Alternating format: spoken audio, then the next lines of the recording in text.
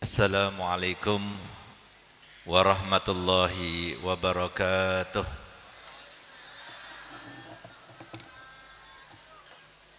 Alhamdulillahirabbil alamin.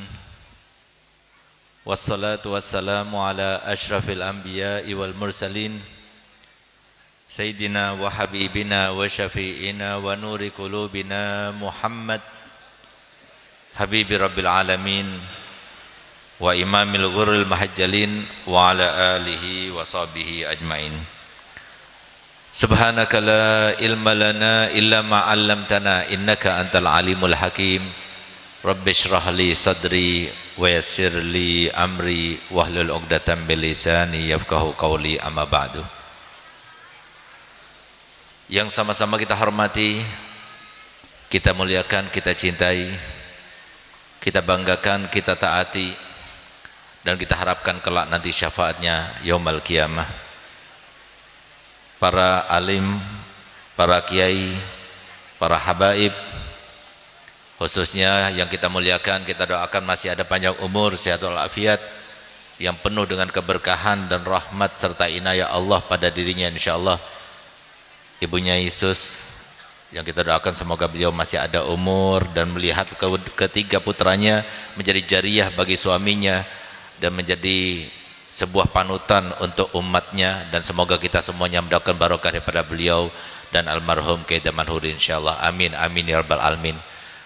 Begitu pula para kiai-kiai yang lainnya, Kiai Sya'roni dan semua kiai, tidak lupa kepada pengasuh pondok pesantren Zainul Hasan, yaitu Kiai Hasan Mutawakkil, yang kita doakan juga semua panjang umur, sehat walafiat. Para habaib, Al-Habib Zain bin Habib Hasan Baharun, dan juga Habib Salim, Habib Hashim, dan semua para habaib yang mohon maaf saya tidak sebutkan satu persatu, namun tanpa mengurangi rasa hormat kami kepada mereka semuanya. Yang sama-sama kita muliakan para pejabat baik sipil maupun militer, hadir bersama kita Sahibul Bait, Sahibul Hajah, Bapak Bupati, yang kita doakan semoga beliau beserta kedua adiknya bisa meneruskan sepak terjang dakwah daripada almarhum Kiai Damanhuri Romli insyaallah, dan semoga menjadi jariyah buat almarhum dan juga buat Bunya Yesus. Doakan semoga mereka semuanya berada di dalam jalan yang benar, dalam jalan yang terang, berada dalam keadaan amanah insyaallah, dan semoga semua yang dilaksanakan pahala daripada usaha mereka, upaya mereka diberikan kepada ayahanda almarhum Kiai Damanhuri Romli. Amin ya rabbal alamin.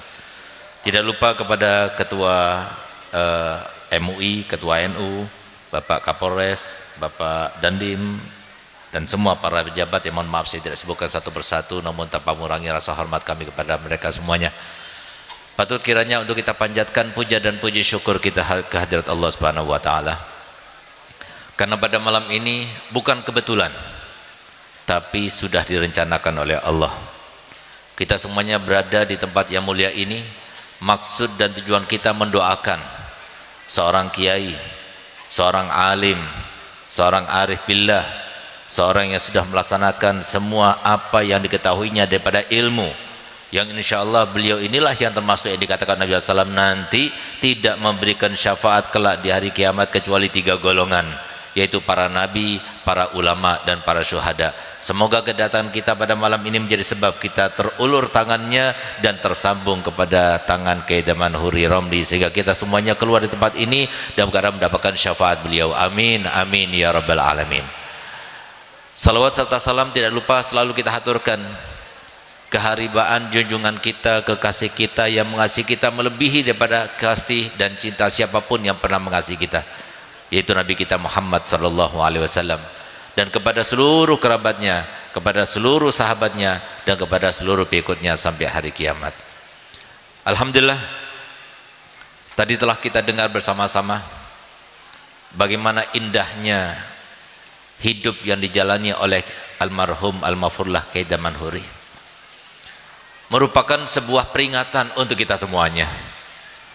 Sebagaimana beliau sekarang sudah tidak bersama kita lagi jasadnya, kita pun suatu waktu tinggal menunggu juga akan berpisah dari jasad kita menuju kepada alam barzah.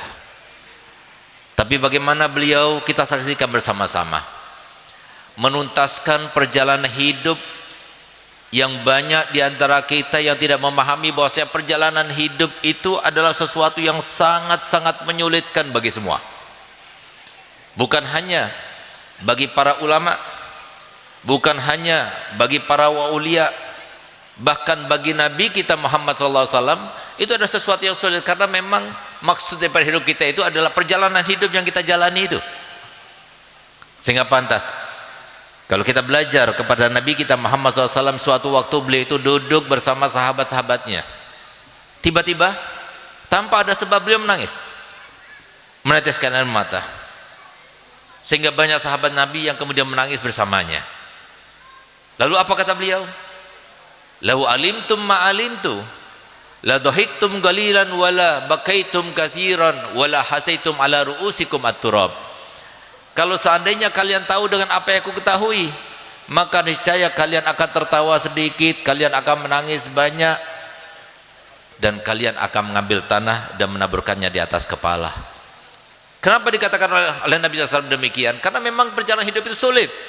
Bagi siapapun sulit. Masalahnya bagi masing-masing ujian dan cobaan Allah Ta'ala beda-beda. Sama seperti tadi yang dikatakan oleh Gus Bos dan juga Gus Eeng tadi, bahwasanya kalau sudah diberikan kesabaran dalam hidup, itu berarti karunia yang terbesar yang Allah berikan kepadanya. Sayyidina Umar yang hadir pada saat itu, begitu pula Sayyidina Abu Bakar Siddiq radhiyallahu anhu yang hadir pada saat itu setelah meninggalnya Nabi. Beliau rasakan bagaimana kehidupan yang sangat sulit itu. Setelah beliau itu diangkat menjadi khalifah daripada Nabi kita Muhammad SAW, kebetulan dia duduk-duduk bersama Sayyidina Umar bin Khattab. Tiba-tiba beliau teringat majlis tersebut sehingga beliau menangis. Dan beliau berkata di depannya Sayyidina Umar bin Khattab, andai kata Abu Bakar, andai kata Abu Bakar sebagai seekor kambing yang digemukkan oleh pemiliknya, setelah gemuk kemudian disembelihnya, lalu dimakannya, dikunyahnya, lalu kemudian masuk ke dalam perutnya dan kemudian keluar sebagai kotoran, andai kata Abu Bakar Siddiq seperti kambing itu.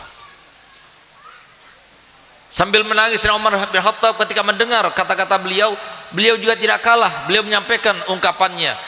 Apa kata beliau? Andai kata Umar bin Khattab adalah sebagai rerumputan yang dimakan oleh kambing-kambing tersebut, kemudian dicerna dalam perut kambing itu, kemudian keluar jadi kotoran, andai kata Umar bin Khattab sama seperti rumput yang sekarang menjadi kotoran.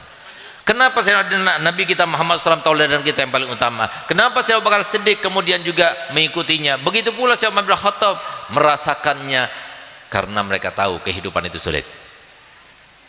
Oleh karena itu, ayo sama-sama kita belajar daripada almarhum Al-Maghfurlah Kiai Damanhuri, bagaimana beliau menjalani kehidupan selama 55 tahun tapi dalam keadaan sukses indallah dan indannas.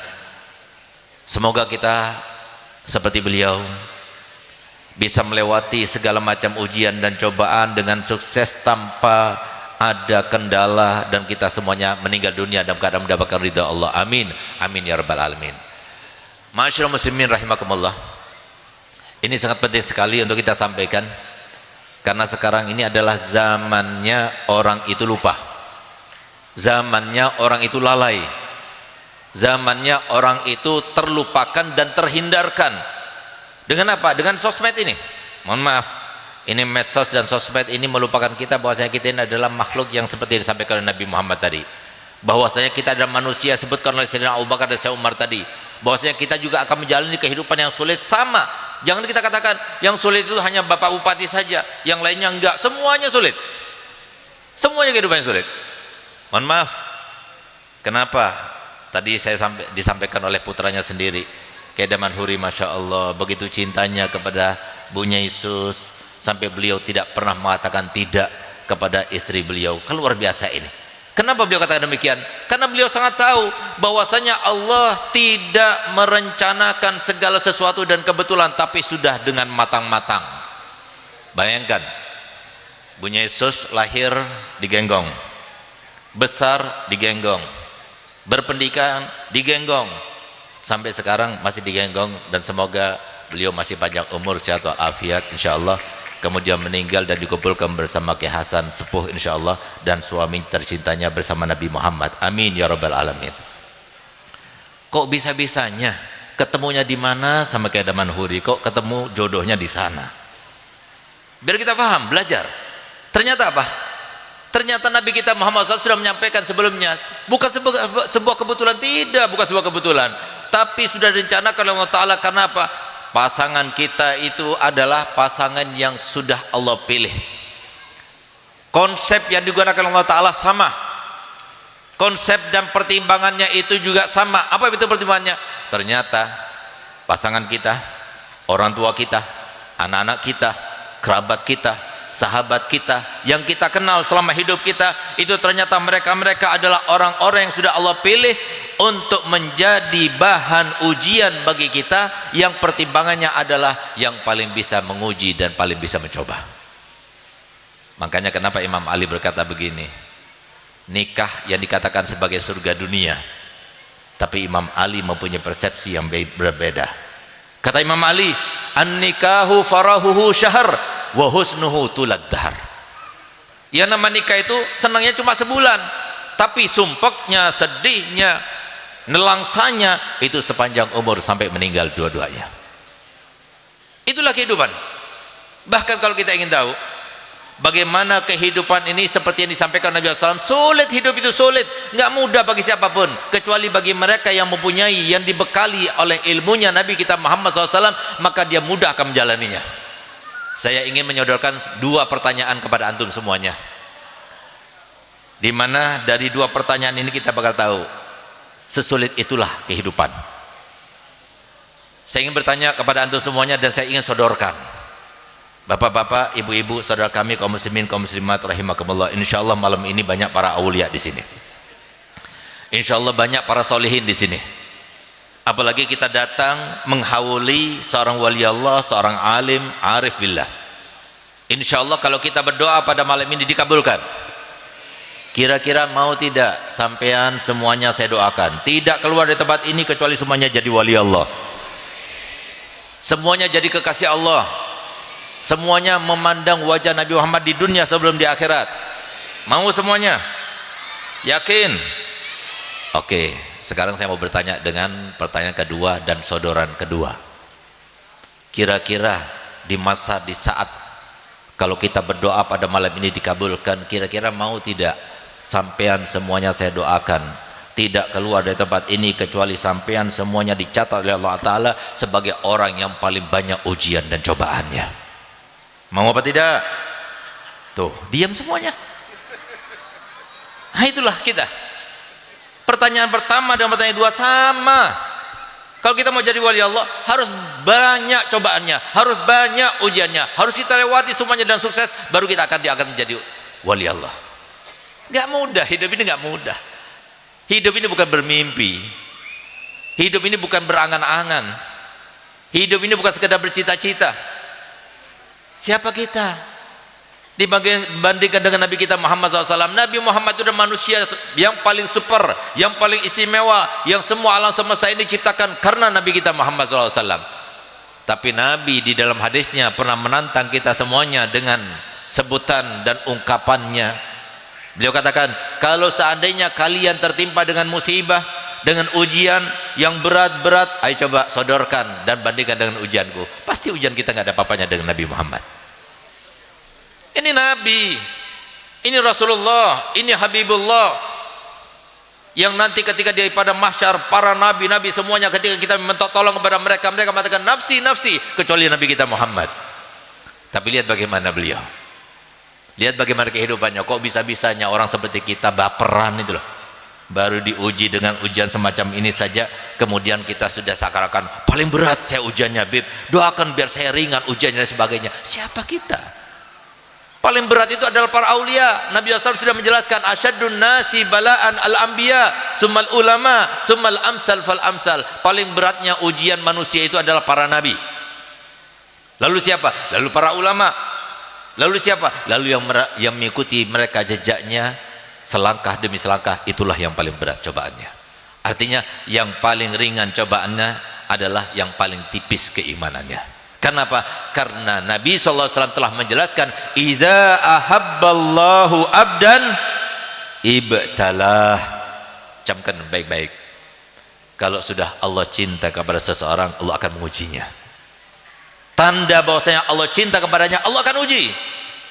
Semuanya perlu kepada pembuktian. Bukti daripada tanda Allah Ta'ala cinta pada kita, kita akan diuji dan dicoba. Berarti kita termasuk dicintai. Itulah makanya pada hadirin mereka Allah Ta'ala, mungkin pada zaman akhir yang penuh dengan fitnah ini, ada 5 hal yang bisa kita andalkan.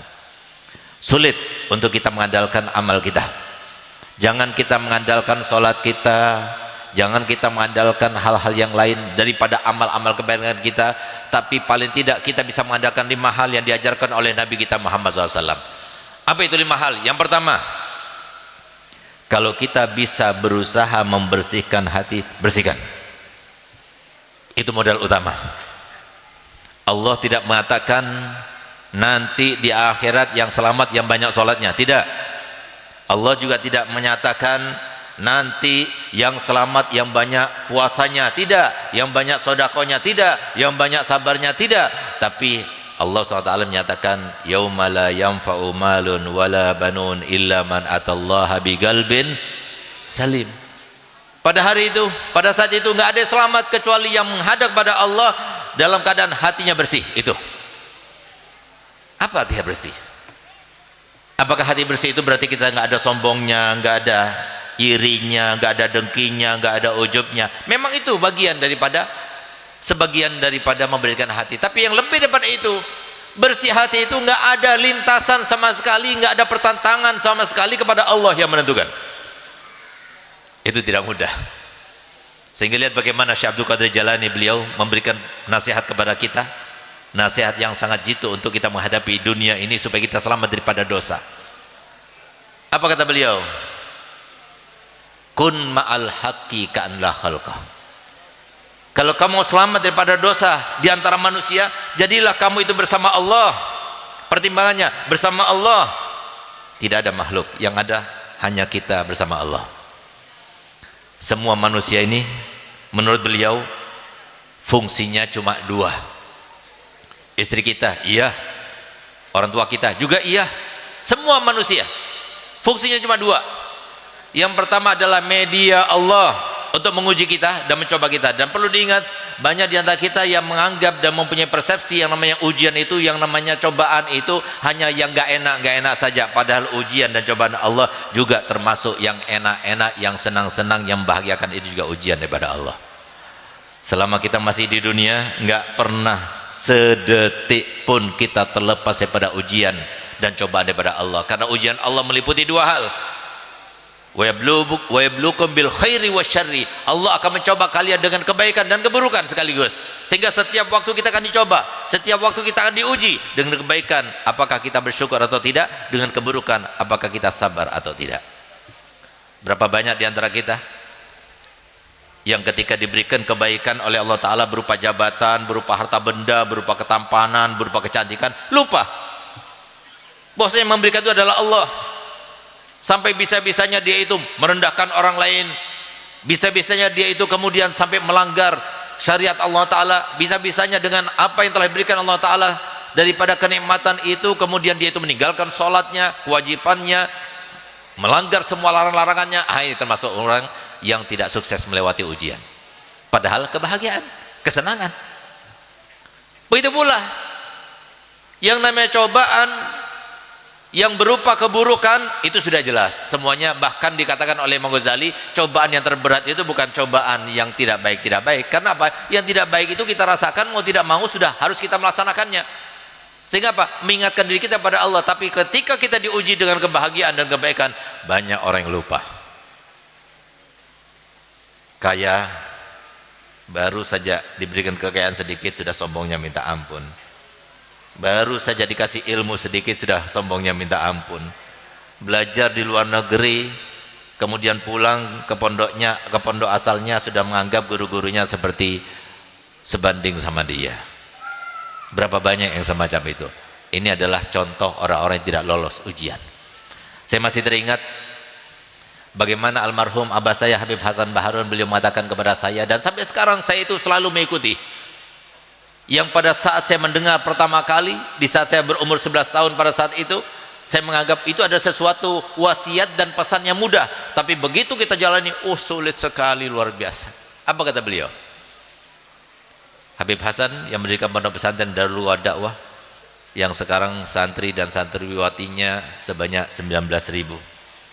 Sehingga kita bisa bayangkan bagaimana senangnya Kiai Hasan Sepuh, bagaimana senangnya Kiai Saiful, bagaimana senangnya Kiai Damanhuri yang sekarang punya jariah, terus mengalir jariahnya kepada kuburnya. Sudah meninggal tapi jariah terus mengalir padanya. 19.000 santri dan santriwati, tidak mereka ditulis catatan amal kebaikannya, kecuali sebelum ditulis di dalam catatan amal kebaikannya dikirim dulu kepada abah saya dan ibu saya. Waktu abah saya meninggal, rahimallahu rahmatal berat, itu murid santri dan santriwati ada 650. Saya masih teringat, saya berkata kepada Abu Yazen, karena masih ingat, hati-hati ya putra putri daripada para kiai. Saya berpesan, sebagaimana nasib saya dan pengalaman saya bersama saudara-saudara saya, masa paling sulit bagi mereka itu adalah masa transisi. Di saat ketika kiai itu meninggal dunia, kesian anak-anaknya. Kenapa? Begitu kiai meninggal, begitu seorang pengasuh meninggal dunia, selesai sudah dendamnya setan. Oh tidak, tidak. Terus akan berusaha. Siapa yang akan menjadi sasaran berikutnya? Keluarganya, anak-anaknya. Bagaimana cara supaya mereka itu rebutan? Bagaimana cara supaya mereka ilmunya tidak barokah? Bagaimana cara supaya ilmunya itu tidak manfaat dan sebagainya? Itu terus akan menjadi sebuah sorotan daripada iblis dan kroni-kroninya. Oleh karenanya, saya punya abah berkata begini. Saya berkata begini pada saya punya kakak. Dulu yang dekat-dekat sama saya punya abah, begitu abah saya meninggal menjauh. Siap-siap yang punya ayah seorang kiai dan alim ulama. Itu masa transisi itu saya rasakan itu sekitar 5 tahun lamanya. Kita cari jati diri sendiri, kita bangun bagaimana kita itu mencari jati diri sendiri, dan kita mempunyai sebuah semangat bahwasanya jariah daripada orang tua saya ini harus terus berlanjut. Kita adalah kelanjutan daripada orang tua kita sebagai anak yang berbakti, insya Allah sebagaimana Kiai Damanhuri, anak-anaknya masya Allah semuanya semoga sama seperti itu, terus melanjutkan jariahnya, sehingga pada saat itu terus dari mulai 650 berkurang sampai jadi 450, lalu kemudian alhamdulillah berkat ikhlasnya saya punya abah membangun pesantren, dan saya punya ibu, kemudian berkembang sampai sekarang 19.000. Saya katakan demikian supaya kita itu meniru. Ayo, untuk kita masih hidup, apa yang bisa kita lakukan? Jangan sampai kita mengatakan, oh enak ya Habib Hasan punya modal besar, enak ya Kiai Hasan Sepuh, Kiai Hasan muda, dia punya modal. Semuanya punya modal, sama persis seperti mereka. Oleh karenanya salah satu daripada 5 ini yang akan kita laksanakan, yang akan kita jelaskan, itu modal yang Allah berikan kepada semuanya. Kalau kita nggak bisa seperti mereka, niat. Oleh karena itu, apa kata beliau Habib Hasan kepada saya? Segaf, ingat ya pesannya Abi, dari sekarang sampai mati, kamu jangan pernah beranjak dari titik nol. Kamu jangan pernah beranjak dari titik nol. Dulu waktu saya mendengarkan, wah alhamdulillah, cuma jadi nomor 0 itu kan nggak repot. Yang repot itu kalau jadi nomor 1, nomor 2, 10 besar itu repot. Tapi begitu beriring berlalu waktu, kami sadar, kami fahami apa makna daripada kata-kata saya punya abah itu. Banyak di antara kita yang sudah lupa daripada titik nol ini yang dimasukkan oleh Nabi kita Muhammad SAW, yang dijabarkan oleh Allah Ta'ala dalam Al-Quran, inna lillahi wa inna ilaihi rajiun. Bahkan diingatkan terus kita dengan hal yang semacam ini. Setiap kita tertimpa musibah dan cobaan, diingatkan, disunahkan untuk baca inna lillahi. Apa artinya inna lillahi? Kita semua milik Allah, tidak ada yang kita miliki. Jabatan demi Allah, Allah yang berikan. Harta benda demi Allah, Allah yang menentukan. Apakah kita mengira bahwasanya hanya kita saja yang berusaha dan berupaya untuk menjadi orang kaya? Semuanya pengen jadi orang kaya. Apakah mengira bahwasanya jabatan-jabatan tertentu atau di Kabupaten Probolinggo itu nggak mau jadi bupati? Berapa banyak kandidatnya saja, berapa, tapi yang dipilih oleh Allah Ta'ala Bapak Bupati. Semuanya itu ditentukan oleh Allah Ta'ala.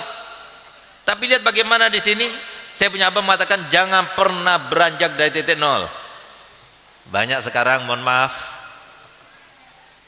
katanya orang Madura itu aja-aja, mentang-mentang istrinya sudah mapan, soliha, kawin lagi.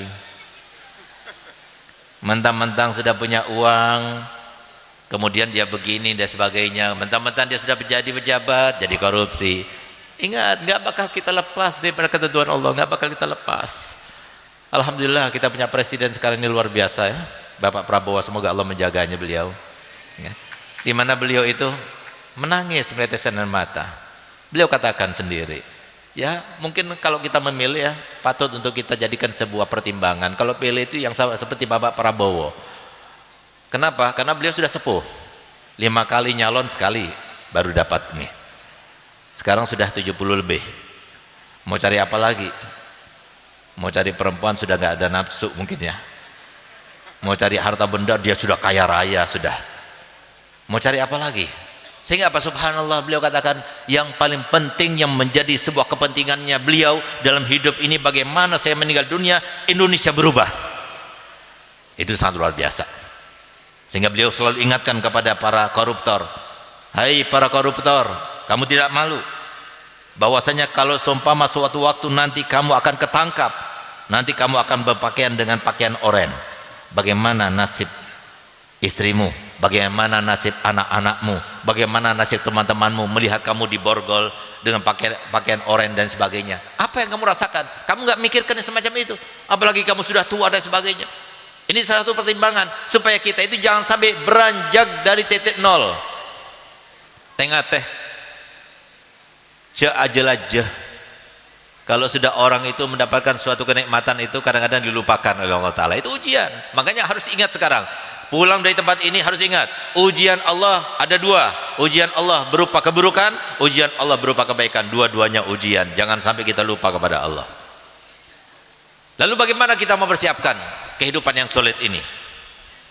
Ada 5 hal yang bisa kita jadikan modal untuk kita selamat dari kehidupan di dunia yang sangat sulit ini. Yang pertama, bersihkan hati. Bersihkan hati itu nggak mungkin kalau kita nggak belajar. Bersih hati yang paling utama itu menerima dengan segala ketentuan Allah.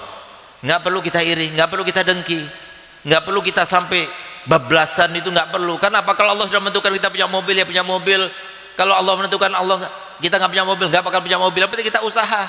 Bahkan lihat bagaimana Ibn Athaillah Al-Askandarani di dalam kitab Al-Hikamnya, beliau itu luar biasa menyampaikannya kepada kita, sebuah hakikat yang tersampaikan. Apa katanya? Kalau kita ini berdoa kepada Allah lalu Allah mengkabulkan, berarti Allah mencegah kita dari suatu kebaikan. Tapi sebaliknya, kalau Allah mencegah dan tidak memberikan apa yang kita minta, setiap hari kita punya harapan, setiap hari kita berdoa kepada Allah Ta'ala, ya Allah kabulkan hajat saya pengen ini, pengen ini, pengen ini, tapi nggak dikasih sama Allah Ta'ala. Sampai setelah 10 tahun baru dikasih. Apa katanya Ibn Athaillah? Kalau Allah mencegah apa yang kau minta, berarti Allah memberi. Kata-kata yang hakiki, yang luar biasa. Apa maksudnya begini? Berapa banyak di antara kita yang pengen punya mobil sampai sekarang belum punya mobil? Sehingga apa? Ziarah sana, ziarah sini, baca Yasin berapa kali, sampai 41 kali pernah baca salawat ini. Setiap hari dia baca. Berapa pahalanya? Ziarah sekali berapa pahalanya? Baca Yasin sekali berapa pahalanya? Baca Fatihah sekali berapa pahalanya? Itu semuanya khairum minad dunya wa ma fiha, kata Nabi SAW. Satu Fatihah saja lebih baik daripada dunia dan seisinya. Tapi kalau kita memohon pada Allah Ta'ala, ya Allah aku minta mobil, besok dapat mobil, nggak sempat baca Yasin, nggak sempat berziarah, berarti Allah mencegah kebaikan yang lebih baik yang disampaikan Allah Ta'ala, wal akhiratu khairun laka minal ula. Akhirat itu lebih baik daripada. Itulah, kalau kita tahu, kalau kita belajar seperti itu, tapi nggak belajar, akhirnya menzalimi sana, menzalimi sini, dia nggak takut sampai melakukan sesuatu yang dilarang oleh Allah Ta'ala. Na'udzubillah. Itu yang pertama. Yang kedua, apa susahnya sih sama kita untuk kita itu berniat baik sebanyak-banyaknya? Apa tidak cukup Nabi kita Muhammad SAW memberikan perintah kepada kita, niatul mar'i khairum min amalih, niat seseorang itu lebih baik daripada amal. Jangan fokus pada amal, fokus pada niat. Kalau kita fokus pada amal, amal kita itu terbatas, energi kita terbatas, harta kita terbatas, waktu kita terbatas. Tapi kalau kita terkait dengan niat, niat itu tidak ada batasnya. Bisa tidak misalnya antum yang ada di sini berniat, saya kalau ada rezeki saya akan menginvestasikan uang 1 miliar untuk pondok Genggong. Bisa apa tidak? Niat saja seperti itu, niat. Bisa tidak? Bisa, cukup. Hanya niat. Ini yang kata Nabi SAW, niatul mar'i khairum min amal. Niat itu lebih baik daripada amalnya. Kalau sudah kita punya harta, belum tentu kita bisa beramal. Tapi niat, mengelola niat itu adalah mengelola hati. Ayo, kita diberikan oleh Allah Ta'ala semuanya modal yang sama. Yang belajar, nggak belajar, yang laki, yang perempuan, yang pejabat, yang bukan pejabat. Niat. Perkara nanti setelah kita niat, ternyata kita tidak berhasil sesuai dengan niat kita, nah itu nanti kita bertobat. Yang penting niat lagi, niat yang banyak. Karena apa? Modal utama kita untuk berjumpa dengan Allah adalah niat. Itu yang kedua. Jangan pernah kita sehari lewat tanpa ada niat. Niat yang baik, niat yang banyak. Dari mulai bangun tidur kita niat, hari ini saya begini, saya begini, saya begini, saya menyenangkan Nabi Muhammad SAW. Apa yang bisa saya bantu untuk umat, saya akan lakukan. Karena apa? Sebaik-baik manusia tidak dikatakan oleh Nabi SAW adalah para ulamanya, tidak. Para ahli ibadahnya, tidak. Tapi Nabi SAW menjelaskan khairun nas anfa'uhum linnas. Tidak dikatakan lil muslimin, tidak. Tapi linnas. Sebaik-baik manusia adalah yang paling bermanfaat kepada manusia. Yang ketiga, sedekah sebanyak-banyaknya. Orang yang ahli sedekah berarti orang yang paling banyak keajaibannya dalam hidupnya. Sehingga sebagian daripada pujangga dari ulama dia berkata begini, kalau kamu harus berdoa untuk anakmu menjadi orang kaya, jangan dengan istilah ya Allah jadikanlah anak saya anak termasuk daripada orang-orang kaya, tidak. Tapi doalah, ya Allah jadikanlah anak-anak saya ahli sedekah. Kenapa? Kalau sudah mereka menjadi ahli sedekah, pasti kaya. Sedekah. Maka nanti akan timbul dalam pertanyaan kita, ya Habib, kan sedekah bukan semuanya bisa bersedekah. Iya, sama orang kaya saja bisa bersedekah. Tapi kita yang nggak punya kekayaan, nggak bisa bersedekah. Siapa bilang? Bukankah Nabi kita Muhammad SAW pernah diwaduli, pernah disambati oleh sahabat-sahabat Nabi yang datang kepada Nabi SAW secara khusus? Berapa gerombolan sahabat Nabi datang kepada Nabi SAW, lalu mereka berkata begini, ya Rasulullah, zahaba ahlu dusur bil ujur. Enak ya orang kaya ya Rasulullah, mereka itu pulang kepada Allah dengan banyak pahala. Dengan uangnya bisa bantu para pesantren, dengan uangnya bisa bangun masjid, dengan uangnya bisa membantu para yatim, para janda dan sebagainya. Kami tidak bisa apa-apa karena kami tidak punya uang. Apa kata Nabi SAW? Maukah kamu aku beritahukan? Kalau kamu lakukan itu sama seperti yang mereka lakukan. Gal mau ya Rasulullah. Kalau habis sholat 5 waktu baca tasbih 33 kali, takbir 33 kali, Allahu Akbar, tahmid 33 kali, takbir 33 kali. Kalau kamu lakukan itu sama seperti yang mereka lakukan.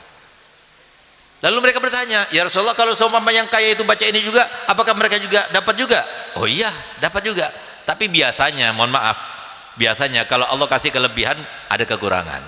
Biasanya kalau orang kaya itu seperti yang dikatakan oleh para ulama, orang kaya itu jambannya pegang tasbih tapi hendaknya pegang kalkulator.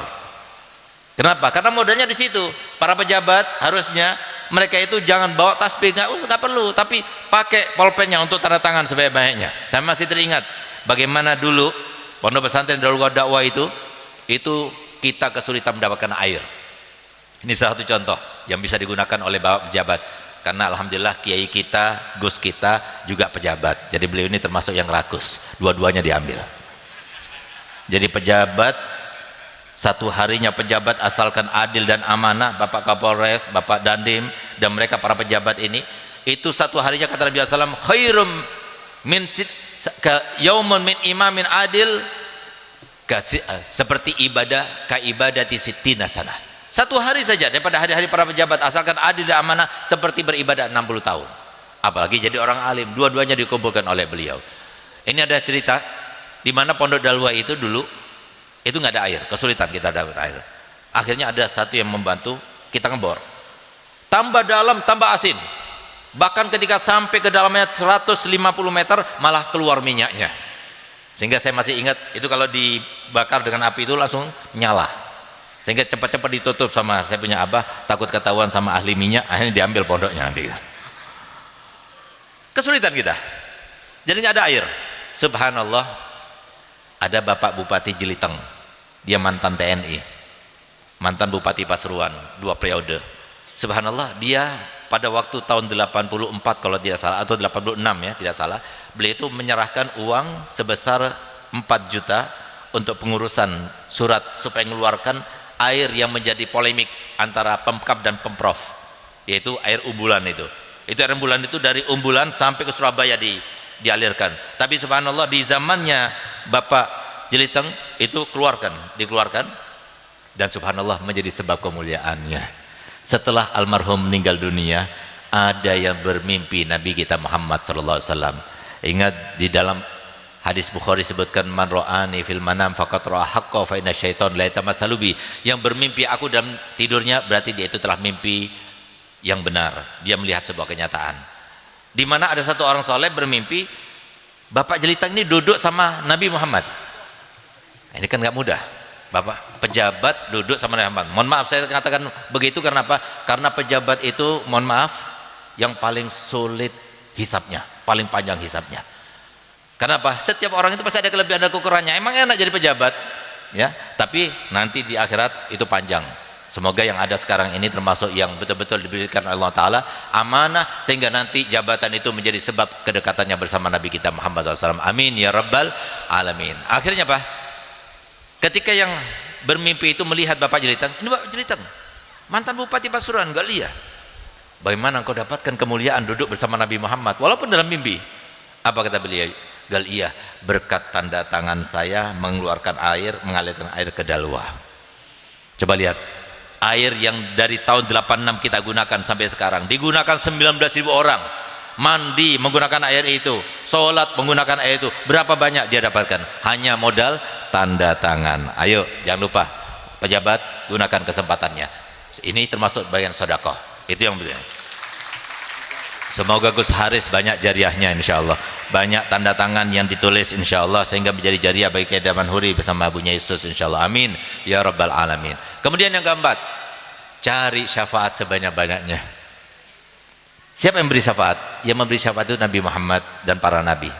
Kita nggak bisa bertemu dengan mereka karena mereka sudah meninggal.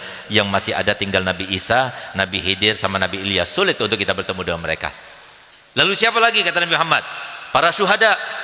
Alhamdulillah berkat kita sebagai umat Nabi Muhammad banyak di antara kita yang meninggal dalam keadaan syahid.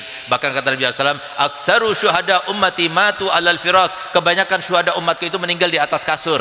Ini kompensasi yang diberikan Allah Ta'ala untuk umatnya Nabi kita Muhammad SAW, berkatnya Nabi kita Muhammad. Lalu kemudian yang ketiga siapa? Para ulama. Para ulama termasuk dapat syafaat banyak. Para solihin dapat syafaat banyak. Mereka para yatim dapat syafaat banyak. Ayo cari. Seperti sekarang ini, kenapa kita datang? Mau cari syafaatnya. Ingat bagaimana Syekh Abdul Qadir Jalani, beliau itu pernah didatangi oleh seorang pemuda, di mana pemuda itu dalam keadaan menangis sejadi-jadinya. Begitu dia datang di depan Syekh Abdul Qadir Jalani, ditanya, kenapa kau menangis? Iya Imam, saya ini 3 malam berturut-turut bermimpi ayah saya yang sudah meninggal dunia seminggu yang lalu diazab dalam kuburnya. Maka kemudian Syekh Abdul Qadir Jalani menundukkan kepalanya. Begitu dia menundukkan kepalanya, beliau katakan, iya benar, ayah kamu diazab karena amal yang tidak baiknya itu. Tambah menangis, tambah meraung anak muda itu. Ya Syekh, aku datang sini untuk minta tolong, doakan supaya aku itu dilepaskan daripada azabnya. Ditanya oleh Syekh Abdul Qadir Jalani, apakah ayahmu pernah belajar pada saya? Enggak pernah. Makanya biasakan kalau kita itu belajar pada kiai, bilang kepada kiai itu, kiai anggap saya muridmu, Habib anggap saya muridmu. Karena apa? Penganggapan itu, pengakuan itu yang menjadikan kita adalah murid daripada orang tersebut. Subhanallah. Dia tanya lagi, apakah ayah kamu itu pernah makan bersama saya satu meja? Enggak pernah. Apakah ayah kamu pernah selaman sekali saja sama saya? Enggak pernah. Apakah ayah kamu itu pernah jalan di depan rumah saya? Depan rumah saya jalan saja? Enggak pernah. Akhirnya Syekh Abdul Jalani menunjukkan kepalanya lagi. Lalu dia katakan, oh iya, aku bisa mendapatkan selanya. Ternyata ayah kamu cinta pada orang dan orang itu cinta kepada saya. pulanglah, insya Allah Allah akan mengingatkan azab ayahmu. Subhanallah, malam berikutnya dia bermimpi ayahnya berterima kasih padanya karena azabnya sudah diangkat. Artinya apa di sini? Cari syafaat. Apa yang kita bisa andalkan? Jangan sampai kita lupa bahwasanya segala sesuatu itu pasti akan ada pertanggungjawabannya. Sangat sulit, apalagi dosa. Naudzubillah. Oleh karenanya ayo cari syafaat sebaik-baiknya. Ketemu orang soleh kita dekati, kita minta syafaatnya, kita berbuat baik padanya supaya diingat dalam hatinya, sehingga nanti ketika kita bertemu di pada mahsyar kita termasuk mendapatkan syafaatnya. Yang terakhir, yang kelima, ayo biasakan kita minta maaf dan banyak beristighfar. Setiap ketemu orang, kenapa para ulama selalu ketika menutup khutbahnya, kalau ada salah-salah mohon maafkan kami dan sebagainya. Karena apa? Karena pemohon maaf di antara kita itulah yang bisa melepaskan kita daripada hak manusia. Dan yang kedua adalah istighfar.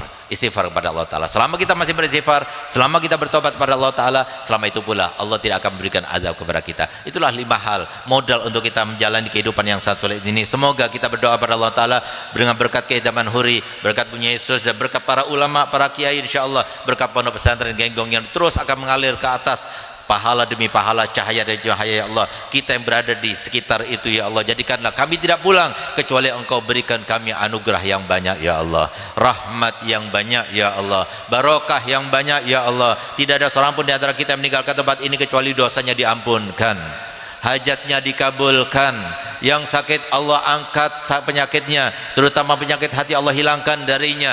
Dan semoga tidak ada seorang pun di antara kita kecuali Allah pilih sebagai hambanya yang paling besar mendapatkan anugerahnya, yaitu hambanya yang panjang usianya, sehat badannya, dimudahkan segala urusannya, banyak modalnya untuk berjumpa dengannya setelah umur panjang, sehat walafiat, meninggal dunia semuanya dalam keadaan husnul khotimah, dalam keadaan husnul khotimah, dalam keadaan husnul khotimah. Rabbana atina fid dunya hasanah wa fil akhirati hasanah wa qina adzabannar. Wa sallallahu ala sayyidina Muhammadin wa ala alihi wasallam. Walhamdulillahirabbil alamin. Kurang lebihnya saya mohon maaf dan terima kasih atas kesempatan diberikan, dan mohon maaf saya tidak bisa sampai selesai Gus Haris karena besok pagi saya ada kuliah subuh di pondok. Jadi mohon maaf punya Yesus, doakan saya terus dan keluarga Dalwa. Kami dianggap untuk sebagai adik daripada Genggong, supaya kita juga mendapatkan barokah daripada Genggong insyaallah.